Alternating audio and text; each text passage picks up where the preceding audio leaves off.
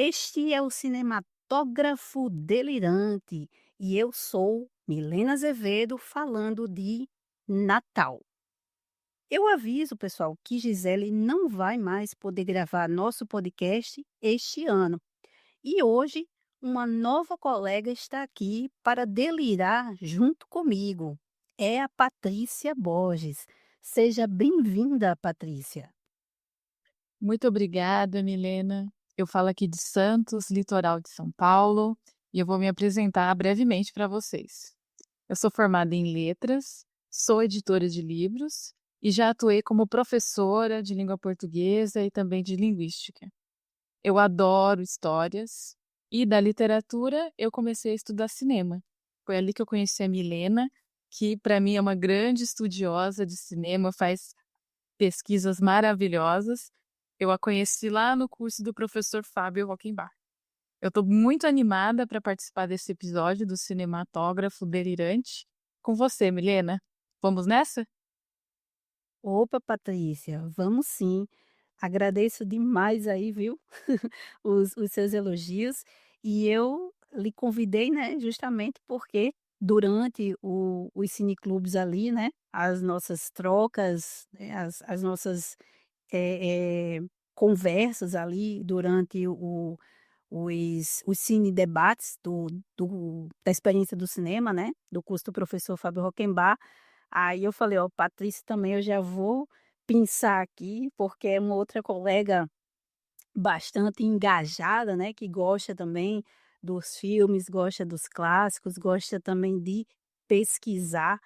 E aí, acho que você foi a certeira para esse episódio aqui.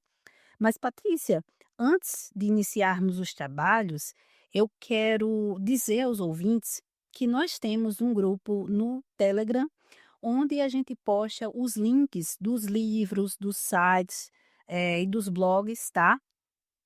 Que a gente cita em cada episódio, além de trocarmos experiências diversas sobre cinema, não necessariamente filme noir, tá beleza? Então, quem quiser, o link fica sempre aqui, ah, no Spotify e também no YouTube. Bom, recado dado, vambora, Patrícia! Que o episódio de hoje tem muito, mas muito a ver com os estudos de gênero que nós estamos fazendo lá no Cineclube, só que é o Feito por Elas. E nós hoje vamos falar sobre mulheres escrevendo tramas noirs, que era um nicho assim mais voltado para o público masculino. Exatamente, Milena. Um salve para Isabel Wittmann, do Cineclube Feito por Elas. Nossos agradecimentos, a gente aprende muito também lá nesse cineclube. Hoje nós vamos focar principalmente em dois dramas psicológicos: O Fogueira de Paixão, de 1947, e Acusada, de 1949, nos quais os personagens masculinos têm um peso nos acontecimentos que permeiam as ações de ambas as protagonistas. Então, se você quer ver gente perturbada, esse episódio é para você. Com certeza, né, Patrícia, o que não vai faltar de perturbação hoje. Bom, no ensaio do David Wilt, The Black Typewriter, Who Wrote Film Noir, para o livro A Companion to Film Noir, ele conta que até meados da década de 1920, as mulheres superavam os homens na escrita de roteiros para o cinema. Tudo mudou com a chegada do cinema falado, quando escritores, jornalistas e dramaturgos experientes, homens em sua maioria, passaram a procurar trabalho em Hollywood. Assim, no início da Segunda Guerra, os homens já representavam 85% dos roteiristas empregados. Nessa pesquisa, no Wilt, ele utilizou 250 filmes no ar como base. E nessa pesquisa ele apontou que as mulheres roteiristas representavam por volta de 11% dos roteiristas de todos os filmes noir dessa base que ele selecionou, entre as décadas de 1940 e 1950. Isso quer dizer que, de um conjunto de 400 escritores e roteiristas ligados a filme noir, a essa base de 250 filmes, só 46 eram mulheres. E dessas, só 33% foram creditadas porque escreveram um romance, um conto ou uma peça que foi adaptada para o cinema. A maior parte dessas mulheres, correspondendo a 76%, só foi creditada uma única vez no grupo dos filmes noirs, embora fossem roteiristas prolíficas em outros gêneros ou romancistas, como a Patricia Highsmith, a Charlotte Armstrong e a Dorothy B. Hughes. A Bess Meredith, por exemplo, foi uma das mais prolíficas roteiristas de Hollywood, pois começou a escrever em 1910 e teve seu nome creditado em mais de 100 filmes. Lily Hayward foi outra roteirista pioneira que começou na década de 1920 escrevendo alguns westerns protagonizados pelo Tom Mix. Bom, a Milena citou a Patrícia Highsmith. E se você não está ligando o nome à pessoa, eu vou explicar para você. A minha xará Patrícia, mas a Patrícia Highsmith, ela foi uma escritora, contista e roteirista norte-americana. E ela ficou muito famosa pelos seus thrillers criminais psicológicos, incluindo a série de livros focada em seu principal personagem, o Tom Ripley, que você deve conhecer pela série, por exemplo, da Netflix. Ela escreveu também um livro chamado O Preço do Sal, que foi adaptado pelo Todd Haynes em 2016, no filme Carol. E você pode se perguntar, mas cadê o crime? O filme Carol tem um crime? Bom, você sabe que o livro trata de um romance entre duas mulheres. E isso, em 1950, era considerado algo imoral, uma doença, para os padrões ali da sociedade norte-americana da época. Então, fica a recomendação para você os livros da Patricia Highsmith, uma escritora que é considerada um ícone da literatura queer, ao abordar esses personagens LGBTQIA+, certo? Então, estranhamente, a gente pode feito esse parênteses, estranhamente, o único gênero com o qual as roteiristas desenvolveram fortes vínculos desde a era do cinema silencioso foi o western, de acordo com a pesquisadora Lizzie Frank, no livro Script Girls, Women Screenwriters in Hollywood. A Adele Buffington foi uma dessas roteiristas pioneiras que teve uma carreira bastante longeva. Ela começou escrevendo na era do cinema silencioso e seguiu pela década de 30. Durante a década de 50, ela continuou escrevendo seriados de westerns para a TV. A Frank comenta que Betty Burbridge começou sua carreira como atriz, mas logo migrou para o jornalismo, tornando-se colunista especializada nos tradicionais assuntos das páginas femininas, que ia de economia doméstica, etiqueta até educação infantil. A Burbridge passou a escrever westerns B no início da década de 1930, quando foi convidada por um amigo produtor da Republic para trabalhar como roteirista em um, abre aspas, épico sobre vacas. Eu adoro esses termos, tá? Ah, o produtor gostou de suas ideias e a contratou para trabalhar em projetos subsequentes. Ela chegou a escrever alguns dos filmes de John Wayne de quando ele estava na Republic, como Avante Boiadeiro, de 1937, e Traição no Deserto, de 38. Como esses westerns B eram de qualidade inferior, chamados com desprezo, aí vai uma expressão também engraçada, Milena, de uppers, ou óperas de cavalo, o pagamento não era grande coisa e nem havia um bom status para os roteiristas. Por isso, os roteiristas homens não se interessavam. E aí havia uma concentração de mulheres maior trabalhando nesse tipo de trabalho, como informa Lizzie. A Margaret Roberts foi uma das poucas mulheres da elite dos estúdios, porque ela chegou a trabalhar na Fox, na MGM e na Paramount. E ela construiu uma reputação muito sólida que poderia ser classificada ali como uma autora que escrevia filmes masculinos, tá? O Clark Gable comentou certa vez, enquanto ele estava na MGM, abre aspas, que ela escreve homens com mais coragem do que qualquer outro cara aqui, fecha aspas. Robert escreveu, dentre outros filmes, Correntes Ocultas, de 1946, um melonoir estrelado por Katharine Hepburn e dirigido por Vincent Minnelli, que é bem bacaninha, tá? E o clássico, né, Bravura Indômita, de 1969.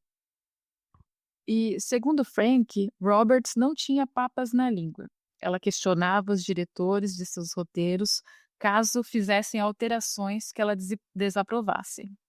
Um exemplo foi quando ela tentou empoderar a personagem de Katharine Hepburn no western Mar Verde, de 1947, dirigido por Elia Kazan, mas ele não permitiu. Então, era uma mulher porreta, né, Milena?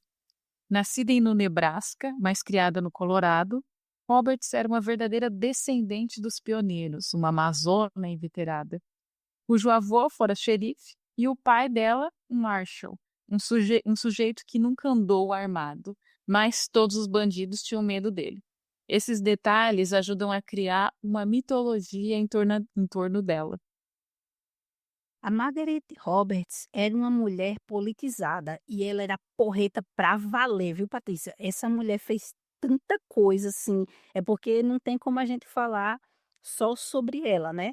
Mas daria um podcast só focado nela, porque ela foi assim, caramba, ela fez muita coisa massa. Então, ela chegou a ser eleita para o Conselho da Associação dos Roteiristas em 1945. E, na década de 1930, ela se filiou ao Partido Comunista junto com seu segundo marido, o escritor e roteirista John Sanford.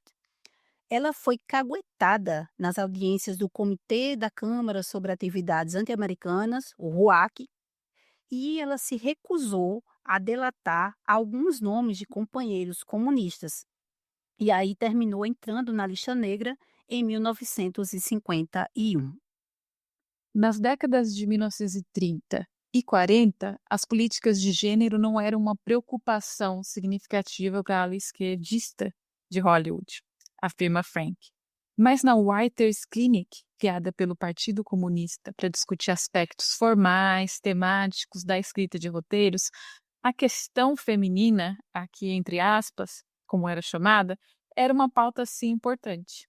Então, nessas sessões, os participantes tinham que se perguntar se, por exemplo, uma história sobre um homem que poderia ser considerada bem-sucedida se não houvesse uma tentativa de entregar personagens femininas a ela.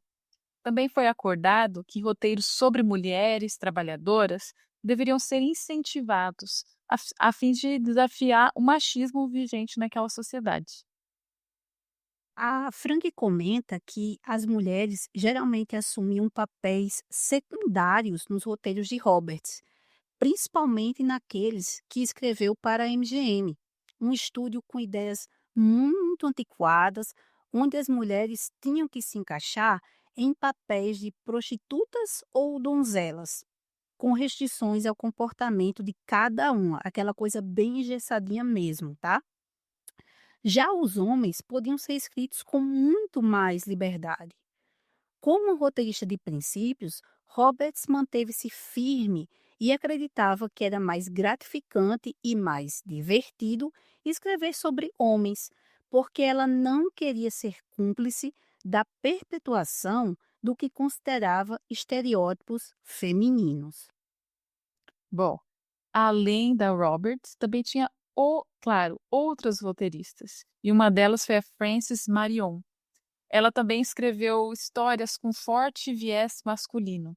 Ela ganhou seu primeiro Oscar por O Presídio, de 1930, que contava a história de uma tentativa de fuga em uma prisão de segurança máxima. O Presídio foi o primeiro de 3 filmes em que a Marion colaborou com o diretor George Hill, com quem ela era casada na época. O segundo filme de Marion com Hill foi A Guarda Secreta, de 1931, e foi a sua primeira incursão no gênero filme de gangster. Ela até disse que se surpreendeu quando o estúdio da MGM a convidou para escrevê-lo. A jornalista Virginia Kellogg escreveu romances em estilo de reportagem com uma forte inclinação social, os quais se tornaram a base de vários roteiros. No início dos anos 1930, ela escreveu um romance sobre uma jovem médica que decide ter um filho antes de se casar. Corajosa, viu? Que foi adaptado para o cinema como Mulher e Médica, em 1933. Após acompanhar o trabalho de agentes do Tesouro e fazer uma pesquisa sobre o assunto, ela elaborou o argumento que seria a base para o filme Fúria Sanguinária, de 1949, o último filme do ciclo de gangsters da Warner Bros. A Kellogg vendeu os direitos da história para a Warner por $2.000. E, embora seu nome tenha sido retirado do roteiro, ela recebeu crédito pela história original e foi ainda indicada ao Oscar. Antes, Kellogg havia vendido um esboço de roteiro para a Eagle Lion Productions, baseado na mesma pesquisa que se tornou o noir Moeda Falsa, de 1947, dirigido pelo Anthony Mann, que é muito bom, viu, gente? Mas ela não contribuiu para o roteiro final e ficou de fora dos créditos. Então, embora Kellogg não tivesse experiência na escrita de roteiros, o produtor Jerry Wald a contratou para fazer a pesquisa e a reescrever o roteiro de um filme sobre um presídio feminino. Ela passou vários meses visitando prisões femininas nos Estados Unidos, conseguindo até mesmo uma estada de 2 semanas em uma delas. E assim ela escreveu um relato sobre essa experiência exaustiva e perturbadora para a revista Collier's, como informa a Lizzie Frank. Esta pesquisa foi a base para o roteiro do noir A Margem da Vida, de 1950, que também é muito bom, escrito a 4 mãos por Kellogg e o Bernard C. Schoenfeld. Com o sucesso do filme, que recebeu 3 indicações ao Oscar, incluindo o melhor roteiro, a Kellogg passou a ser considerada uma escritora de assuntos femininos. Mas, infelizmente, sua carreira não decolou e ela passou a escrever esporadicamente para séries de TV. Uma pequena mudança na sorte das roteiristas ocorreu durante a década de 1940, quando 2 delas, a Joan Harrison e a Virginia Van Up, conseguiram burlar o sistema de estúdio e se tornaram roteiristas produtoras, ou ifenizadas, como ficaram conhecidas, segundo a Frank. A britânica Joan Harrison, que havia colaborado com Alfred Hitchcock em 8 filmes, disse ter dado este passo para se tornar roteirista produtora em 1944 como uma forma de ter controle sobre seus roteiros. Os 2 primeiros filmes nos quais a Harrison lutou para ser, além de roteirista, produtora associada, foram os noirs Águas Tenebrosas e Dama Fantasma, mas apenas no segundo ela conseguiu ser produtora também. Já a Virginia Van Up havia sido uma atriz mirim de sucesso modesto, mas à medida em que ela crescia, passou a trabalhar nos bastidores, primeiro como assistente de direção de elenco e depois como assistente de agente. Ela foi contratada como roteirista pela Paramount e acabou se juntando ao diretor Edward Griffith, com quem trabalhou por quase todo o seu contrato de estúdio. Alguns anos depois, na Columbia, ela foi promovida ao cargo de produtora executiva por Harry Cohn, supervisionando a produção do estúdio entre 45 e 47, o ano em que ela acabou renunciando ao cargo, supostamente para retomar o casamento dela com o produtor de rádio Ralph Nelson, que estava de volta da guerra. Ironicamente, ela foi pressionada a aceitar o cargo porque Nelson havia se alistado ao exército e ela precisava de um salário maior para cuidar de uma filha pequena de um casamento anterior. Na Paramount, Van App estabeleceu uma sólida reputação como especialista na criação de personagens sensuais para protagonistas femininas, como Carole Lombard e Madeleine Carroll. E na Columbia, ela escreveu 2 roteiros para a estrela maior do estúdio, Rita Hayworth, como mencionamos no episódio anterior.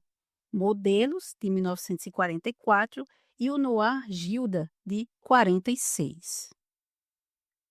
Life Brackett é considerada uma escritora e roteirista fora da curva, pois parecia escrever poesia, mas escrevia como um homem. Quantas vezes a gente vai falar isso hoje, né, Milena?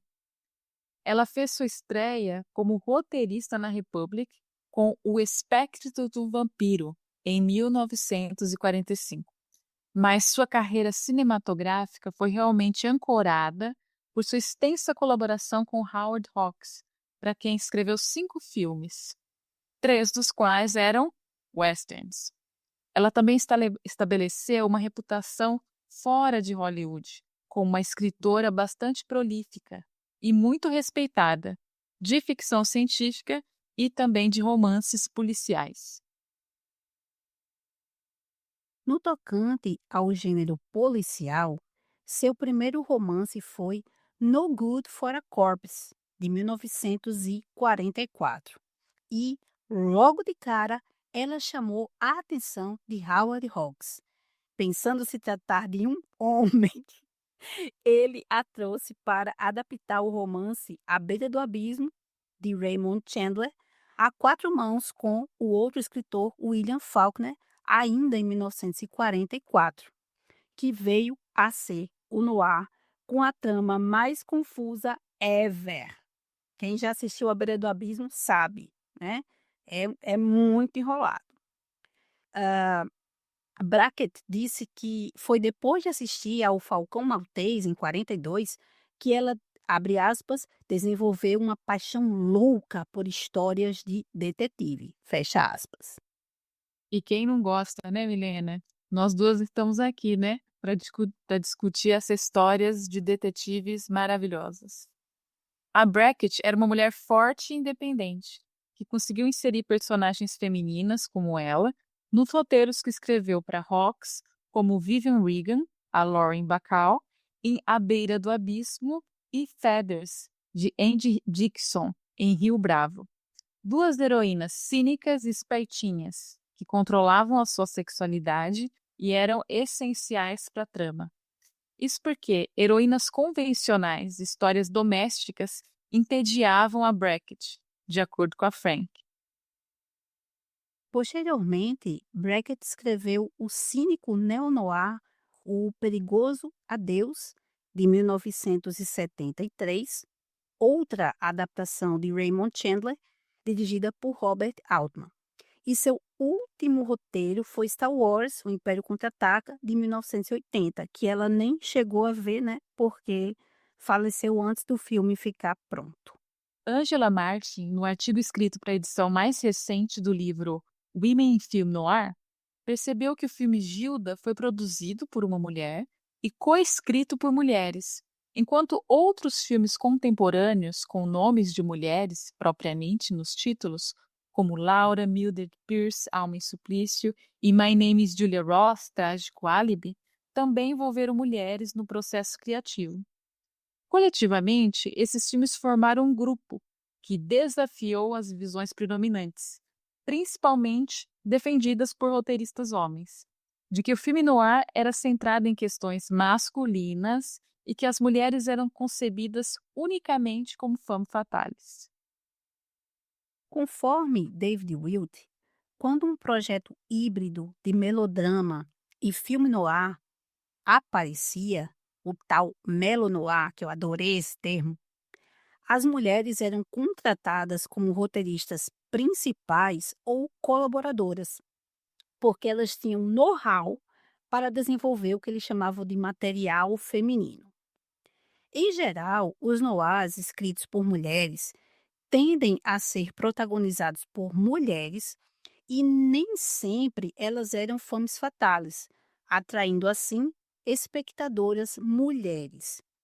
Como é o caso de Anjo ou Demônio, uma adaptação da Marty Holland de seu romance homônimo, ou A Hipócrita, adaptação feita pela Kelly Franks da peça escrita pela Hagar Wilde e por Dale Emerson, baseada num argumento de Catherine Albert.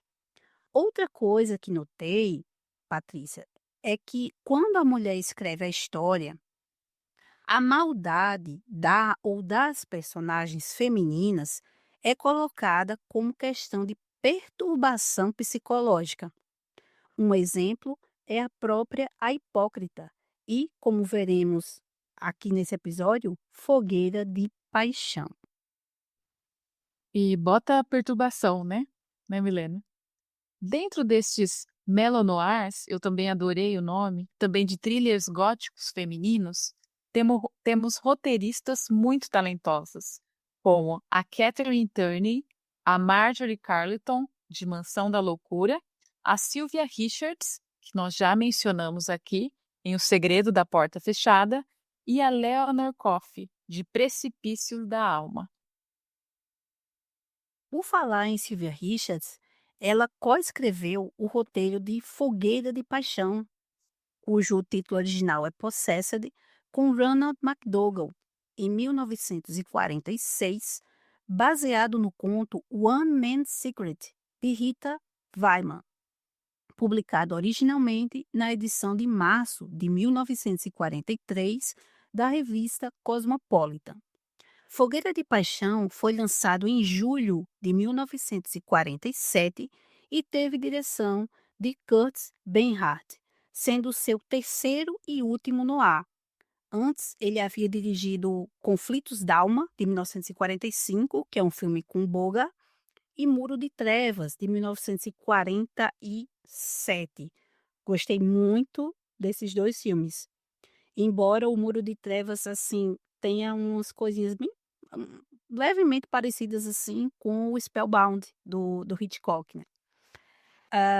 Agora um adendo aqui, Patrícia, para as pessoas não confundirem, tá. Em 1931, a Joan Crawford estrelou o filme Possuída, cujo título original era Possessed, mas ele não tem conexão alguma com este noir de 1947. Bom, feita essa diferenciação, a gente vai focar aqui no Fogueira de Paixão, que foi o primeiro filme noir escrito pela Sylvia Richards. Conforme Donald Spoto afirma na biografia Possessed, The Life of Joan Crawford, Sylvia Richards escreveu o primeiro rascunho do roteiro, mas em um esforço para repetir o sucesso de Alma em Suplício, o produtor Jerry Vaughn contratou Ronald McDougall para reescrevê-lo completamente. Lá no IMDb, a gente vê que a Joan Crawford teria exigido que os irmãos Epstein, os gêmeos Julius e Philip, reescrevessem sua personagem. Como eles estavam na geladeira da Warner, o produtor executivo Jack Warner teve que tirá-los da suspensão, pagando-lhes o salário atrasado pela reescrita não creditada que a Joan Crawford queria. Ainda sobre a questão do roteiro, algo escrito pela Sylvia Richards deve ter permanecido, pois o seu nome está nos créditos e vem antes mesmo do nome do McDougall. Vai saber, né? Bom, o Spoto comenta que Fogueira de Paixão fechou a trilogia de mulheres perturbadas interpretadas anteriormente pela Joan Crawford em Alma em Suplício, de 1945, e Acordes do Coração, de 1946. E ele desmente a fofoca de que Joan herdou o papel da Lois Howell em Fogueira de Paixão porque Betty Davis entrou em licença maternidade para se preparar lá para o nascimento da filha Bárbara, afirmando que Joan assinou o contrato para o filme em março de 1946 e a filha de Betty Davis só nasceu em maio de 1947. As filmagens começaram em junho de 1946, mas foram interrompidas por 6 semanas naquele verão, enquanto John visitava enfermarias psiquiátricas em Santa Bárbara, Santa Mônica e Pasadena. Veja, ela faz pesquisa de campo, hein? Imprudentemente, ela e o diretor Curtis Bernhardt não pediram permissão para testemunhar uma paciente numa clínica psiquiatra que estava passando por uma sessão de terapia de choque eletroconvulsivo. A Warner Bros. Mais tarde teve que pagar uma quantia substancial a essa mulher que alegou uma invasão de privacidade, de acordo com o Donald Spock. Foi uma bola fora, né, assim, eles estavam tão, afoitos, né, para pesquisar, a doença mental, né, para pesquisar esquizofrenia, neuroses, enfim, que aí não se tocaram que estavam cometendo esse pequeno deslize, né, de não pedir autorização ali. Mas enfim, quem teve que arcar com o bolso, né, quem teve que abrir o bolso foi a Warner. Bom, muitos críticos concordaram que Lois Howell foi um dos papéis mais importantes e difíceis da carreira da Joan Crawford.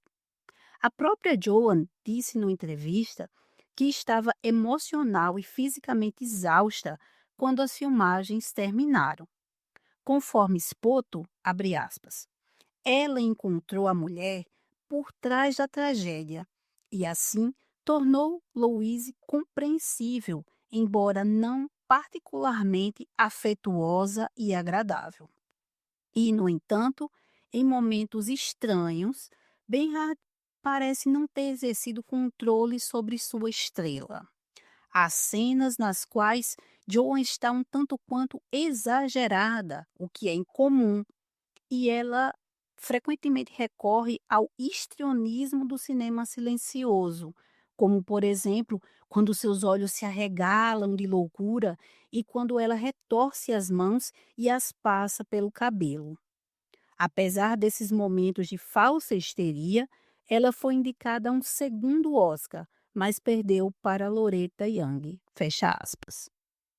Eu tenho que dizer, Milena, que também o telespectador fica exausto ao final dessa sessão de cinema, porque realmente é uma performance muito impressionante, muito impressionante. Então, essa exaustão relatada pela Joan Crawford também está relacionada com a sua vida pessoal. Em 46, ela estava vivendo um relacionamento abusivo com Greg Bautzer. O relacionamento deles, segundo Spoto, foi marcado por constantes brigas escandalosas, repletas de palavras ásperas, cenas de ciúmes e abusos físicos, tanto da parte dele quanto da dela. Então veja que ela colocou na sua interpretação toda essa experiência nesse relacionamento bastante tóxico, como a gente diz hoje em dia. Pois é, eu fiquei, assim, chocada com os relatos do Spoto, né, era um negócio, assim, barra pesada, viu, gente. Se a gente for quando a gente lê, as biografias dessas atrizes aí das décadas de 40, 50, é de, assim, de cair o queixo com as coisas que aconteciam nos bastidores. Bom, apesar da trilogia Alma em Suplício, Acordes do Coração e Fogueira de Paixão ter sido um enorme sucesso, fazendo com que Joan Crawford voltasse ao estrelato, Spoto comenta que, ao considerar a fusão entre atriz e personagem, é fundamental lembrar que essas foram personagens que a Joan lutou para interpretar. E ela as interpretou com uma intensidade quase maníaca, pois algo delas existia nela, né, na própria atriz. Não é de se admirar que ela tenha precisado de um intervalo de alguns meses antes de se sentir bem o suficiente para começar a gravar seu próximo filme, que foi Êxtase de Amor. O Ronald Schwartz, no livro Houses of Noir, lembra que geralmente Joan Crawford escolhia papéis de mulheres fortes, cínicas, inteligentes. E por isso Fogueira da Paixão é tão atípico, pois ela interpreta uma mulher que não é dominadora, nem tão inteligente, mas ao contrário, é uma mulher muito vulnerável ao meio, aos homens que vivem ao redor dela. Pois é, né, assim, quando a gente vê alguns filmes da Joan Crawford e assiste a Fogueira de Paixão, a gente até toma um susto, porque é uma personagem muito, muito diferente das que ela, costumava fazer, né. E realmente essa questão da vida pessoal dela, com certeza, eu acho assim que ela lutou por essa personagem, porque, sabe, era uma catarse para ela, ela podia, externar esse momento tão complexo, tão turbulento, né, pelo qual ela estava passando na vida real. E como você mencionou, Patrícia, assim, a gente também termina esse filme exausta, né, assim, porque a Jo é aquele filme que eu digo assim, não é um hiper ultra roteiro, mas a atriz, no caso a atriz protagonista, né, que foi a Joan Crawford, ela, atua com tanta, projeção, emoção, com entrega, que a gente termina, gostando, assim, do filme, né. Assim, o roteiro não é tão bom, mas a atriz entrega uma interpretação que envolve a gente, né. A gente quer saber o que foi que aconteceu com o David, o que foi que aconteceu com a Louise, para ela ficar naquele estado, que ela começa o filme, né.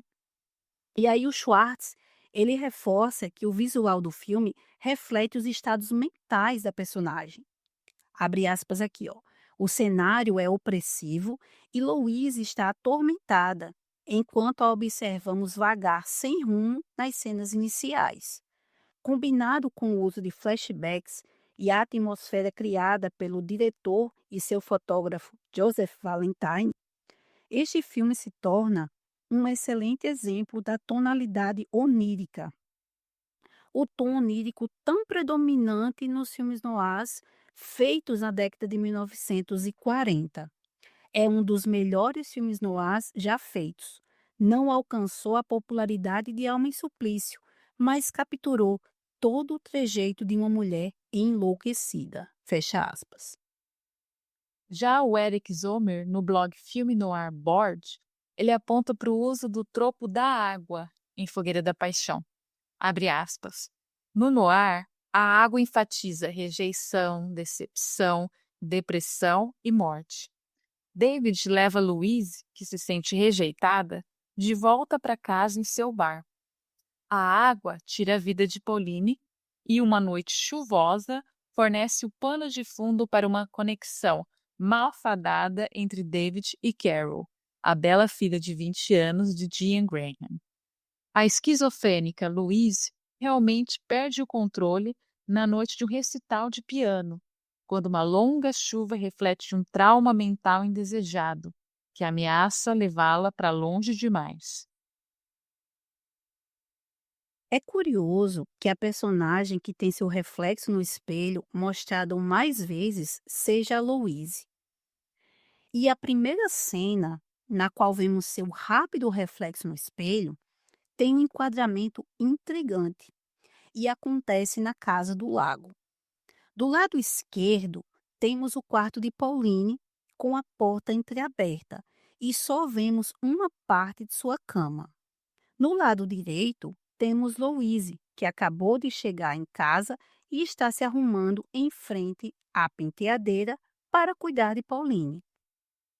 O requadro da porta separa as duas na cena e há um relógio perto da porta.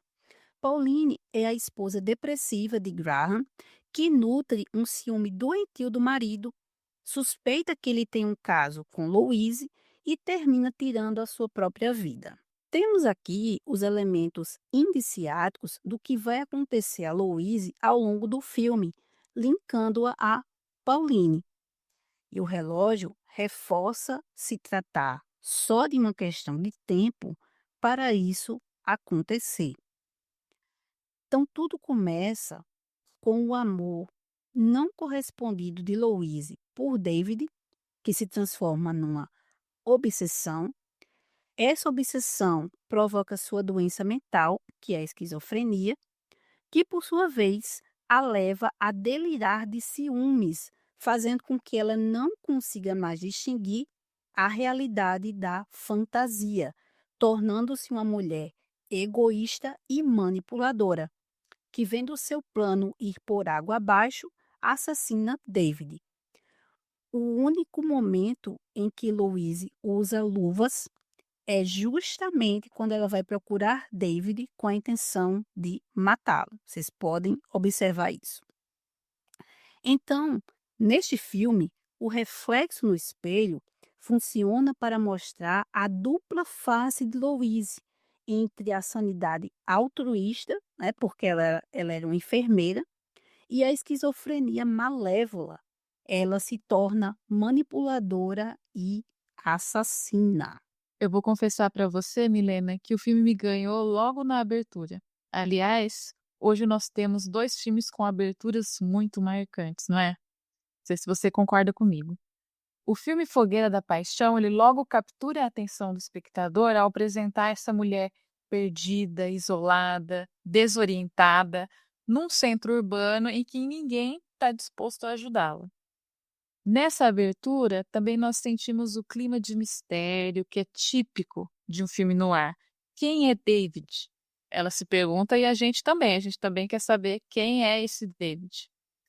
Também está presente aqui a estrutura em flashback e a paranoia, o sofrimento psicológico que a protagonista sofre na trama. Você pode se perguntar, lembrando do nome original do filme, Possessed. Possuída pelo quê? Pelo que Louise está possuída? Ela está possuída por problemas mentais. Esses problemas causados por homens péssimos com os quais ela convive. Dá para dizer que a Louise tem um dedo podre? Ou seria essa pressão social que existe para que uma mulher tenha sempre um homem ao seu lado? Eu estou mais acreditando que é a segunda opção. No fim, isso não é um spoiler, mas, a gente está confiante que você já vai ter assistido o filme.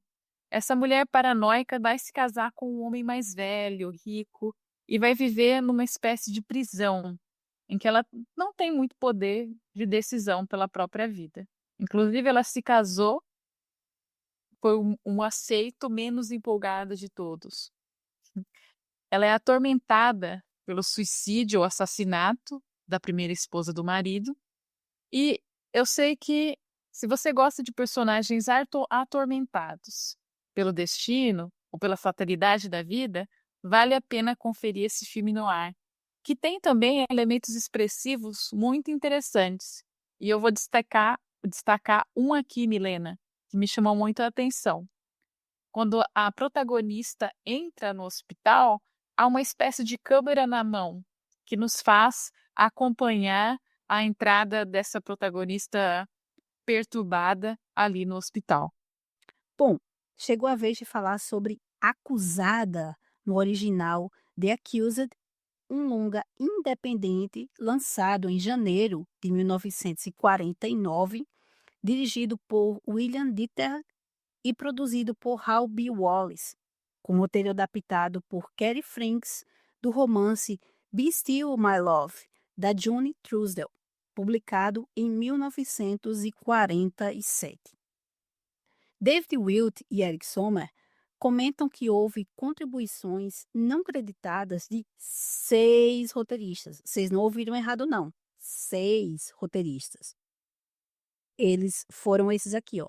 Jonathan Latimer, Barré Lyndon, Alan Rivkin, Robert Rossen, Charles Skin e Leonard Spielgas, além do próprio Dieter ter feito também alguns ajustes.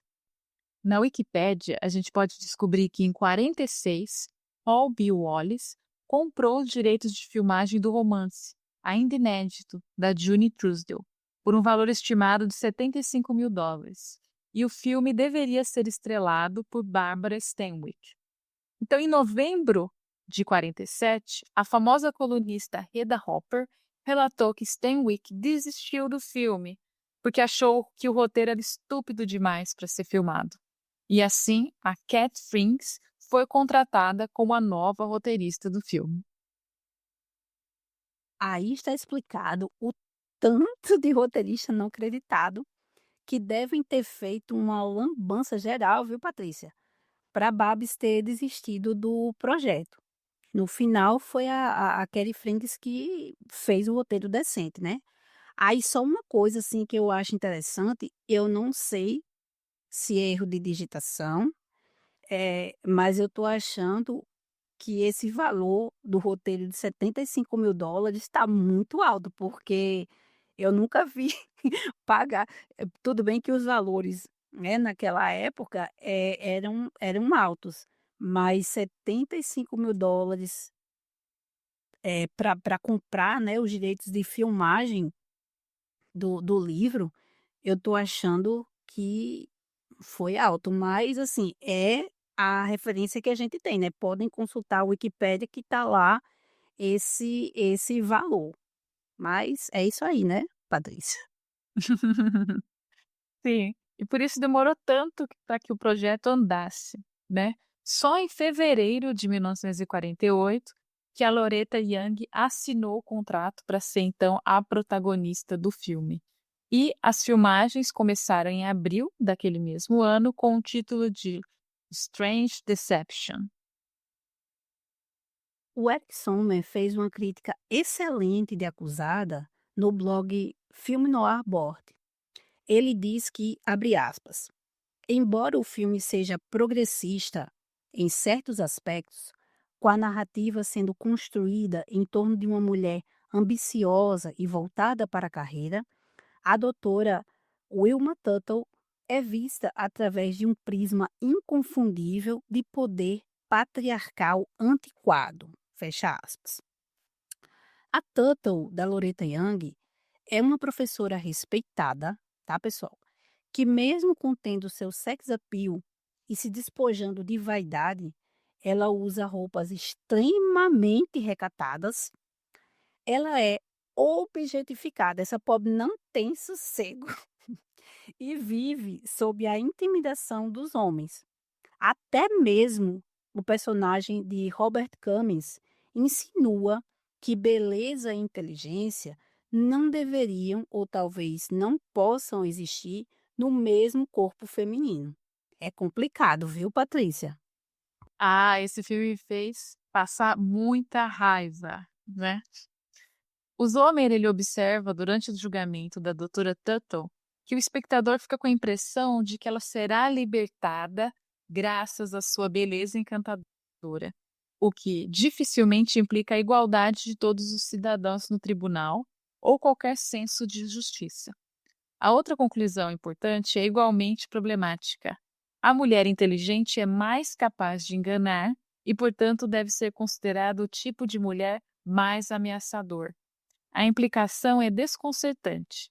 Quanto mais perigosa Tuttle pode ser, mais atraente ela se torna. Tuttle, a professora, não tem pretendentes masculinos adequados. Já Tuttle, a assassina, tem várias opções. Fecha aspas.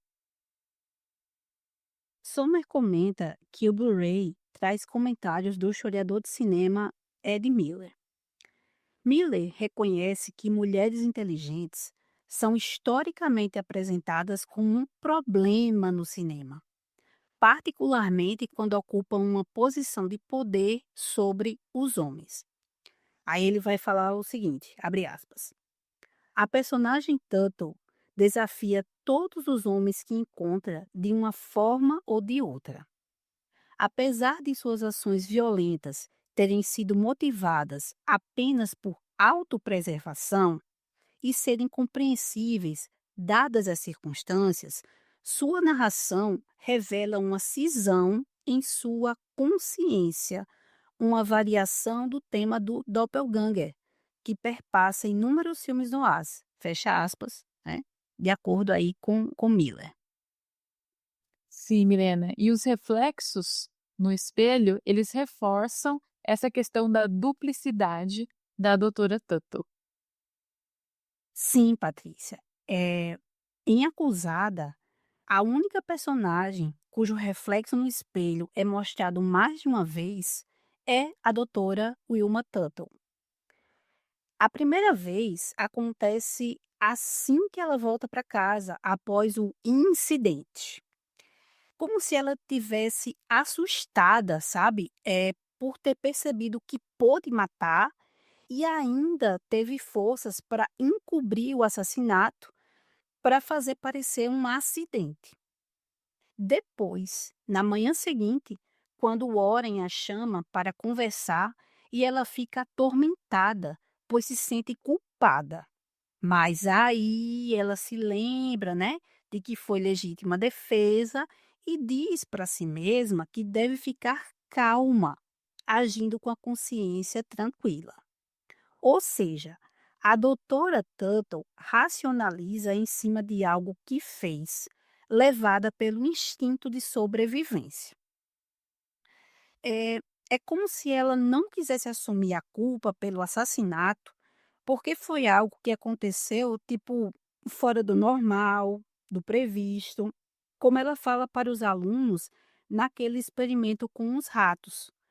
Pois, quando se racionaliza sobre algo incomum, isso pode perturbar a pessoa em um nível que termina por destruí-la.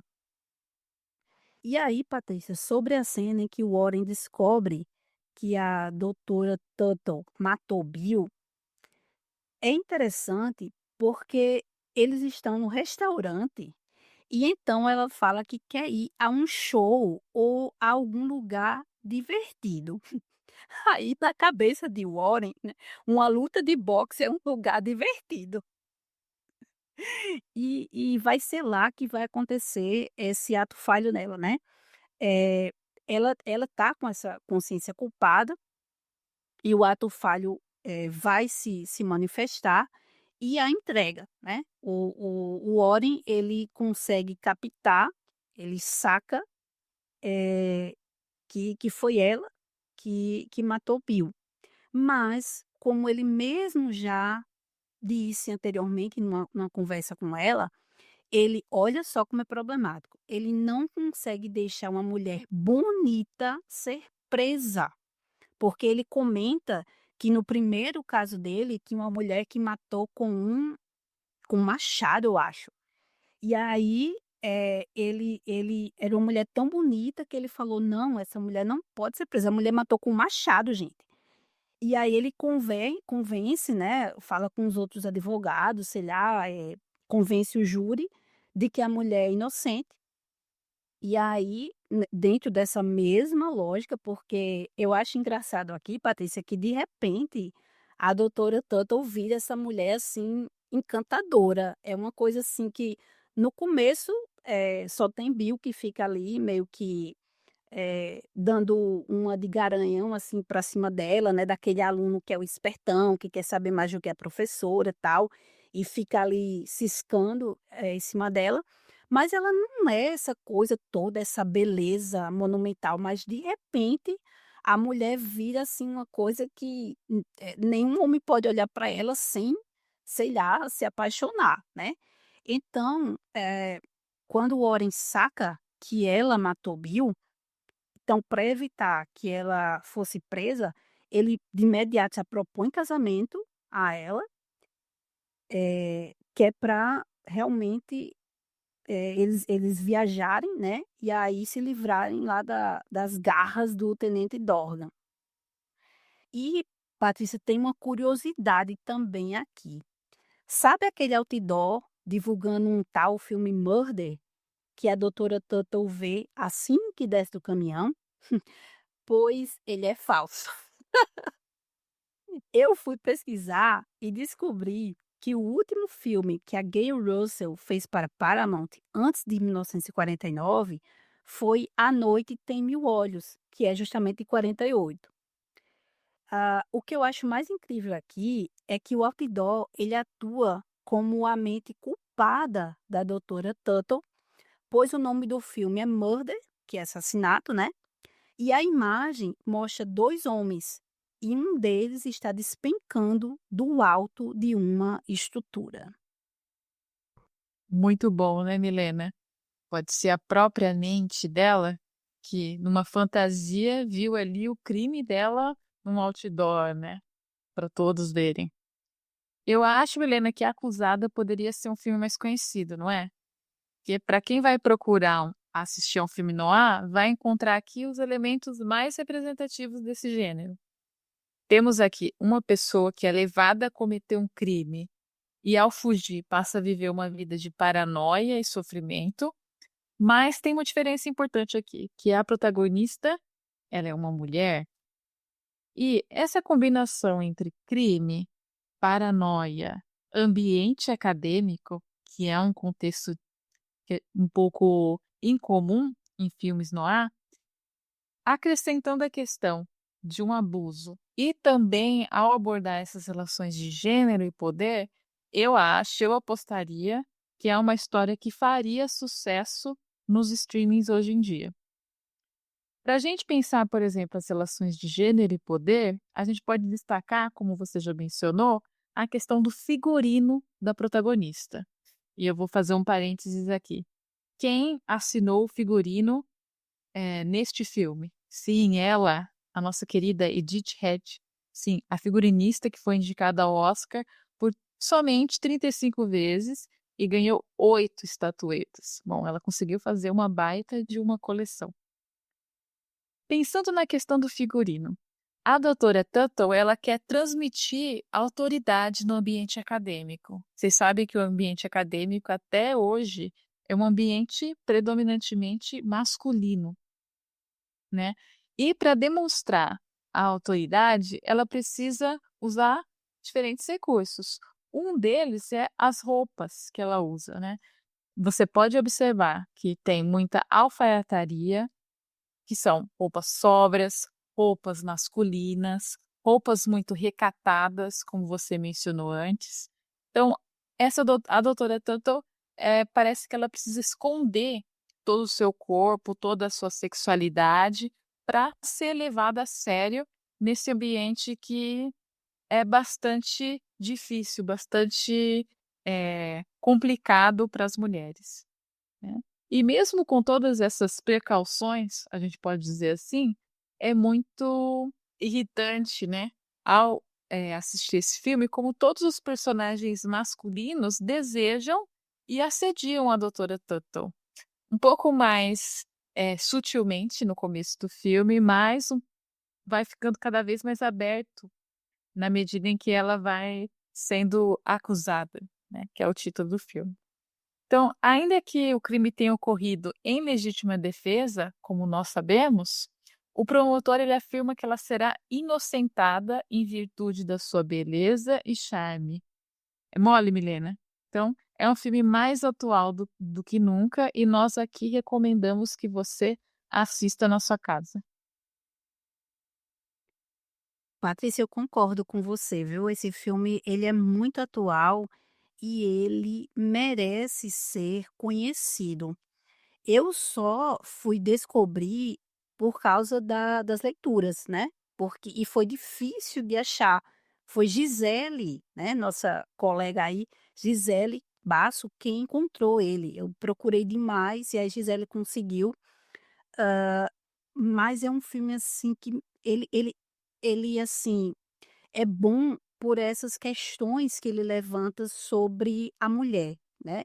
E como você bem colocou, Patrícia, a mulher dentro do ambiente acadêmico, né, porque se ela quer ser respeitada, e é um filme, né, da década de 40, aquela coisa do você realmente, ela anda só sempre com aquele cabelo preso, aquela roupa toda abotoada, as saias lá, né, até o tornozelo. E aí é interessante também, porque depois que ela lê o que o Bill escreveu na prova, ela começa a mudar, né. E essa mudança dela, ela já solta um pouquinho o cabelo, ela muda as roupas dela, né, então assim, ela fica querendo impressionar o Warren, porque ela vê que o Warren tá ali, assim, atraído por ela, e é muito interessante como isso acontece, né, porque tipo assim, agora que ela que aconteceu o crime, né, é como tipo assim, rachou a personalidade dela, porque ela achava que ela era toda assim, ela é psicóloga, professora de psicologia, e ela se achava uma mulher muito autocentrada, né, aquela coisa da razão, sempre tá ali, dominando as ações dela, ela sempre muito ponderada, muito serena, mas ela acaba se deixando levar pelo Bill, que é um cara bem, astuto, né, malandrinho, e aí ela não percebe que o Bill tá levando ela para uma armadilha. Quando ela vai se tocar já é já é tarde demais, né. E aí quando acontece o que aconteceu, né, porque, foi uma situação mesmo, né, de complexa ali, e aí ela foi se defender e terminou, assassinando o rapaz. Mas, a partir dali, é como se ela dissesse assim, "Eu tenho que ser esperta, né, porque eu estou vivendo num mundo patriarcal, um mundo machista, e eles vão querer me acusar". Porque assim, eu fico pensando: "Poxa, ela sabe que é legítima defesa, por que que ela não se entregou à polícia, né? Por que que em vez de deixar o corpo lá, ela foi simular um acidente?" Porque ela pensou assim: "A gente estava, assim, nessa praia deserta à noite e eles iam pensar o quê de mim? Ah, fui eu que, eh, dei a entender a ele, né, que ele teria liberdades comigo, e aí depois eu não quis". Então assim, a gente sabe que para um homem julgar isso é muito simples, né, porque vem com essa carga todinha, a culpa é da mulher. E quando é a mulher que se vê nessa situação, aí ela ficou pensando: "E agora?", né, eh, eu vou realmente simular aqui uma um acidente, só que, é aquela coisa, por mais racional que alguém seja, numa situação ali que a emoção fica à flor da pele. Então, ela nunca também tinha passado por uma situação daquela, né. E aí o racional vem, mas a emoção está muito mais no controle do que o racional. Então, ela faz as coisas por impulso e tentando realmente se proteger, né, se precaver. Só que depois que ela faz isso, quando é que ela assim que ela chega em casa, ela já se olha no espelho, é como se fosse assim, "Caramba, eu tive coragem de fazer isso. Eu fiz isso", né. É como se essa ação chocasse ela, e ela fica com aquela coisa dentro da consciência culpada que ela joga, fica tudo no inconsciente, ela vai se, pra dizer que está com a consciência limpa, né, ela joga o que ela fez de errado lá pro pra debaixo do tapete do inconsciente, mas aquilo ali fica martelando na cabeça dela. E esses homens todos que a partir dessa situação vão chegando na vida dela, assim, praticamente quase como urubus, né, eles já vêm, assim, em cima, assim, com essa coisa da olhando só a beleza dela, aí vai fazendo com que ela, meio que se aproveite disso. Assim, eu acho um roteiro muito intrigante, sabe, e ter sido escrito por uma mulher é o que deixa mais intrigante ainda, porque uma mulher sabe do que a gente passa, né, então ela constrói ali, algo que é interessante, mas que tem esse viés problemático de que ela só foi liberta porque ela é bonita. Porque, assim, podiam se a polícia podia, né, se focar, o tenente Torgan, no fato de que foi legítima defesa, mas a gente não vê isso sendo muito focado, né, Patrícia? A gente vê o foco na beleza. Ela vai ser liberta porque é uma mulher bonita, e é como se uma mulher bonita e inteligente, que já era meio complicado para eles entenderem e aceitarem, eh, ela tá livre.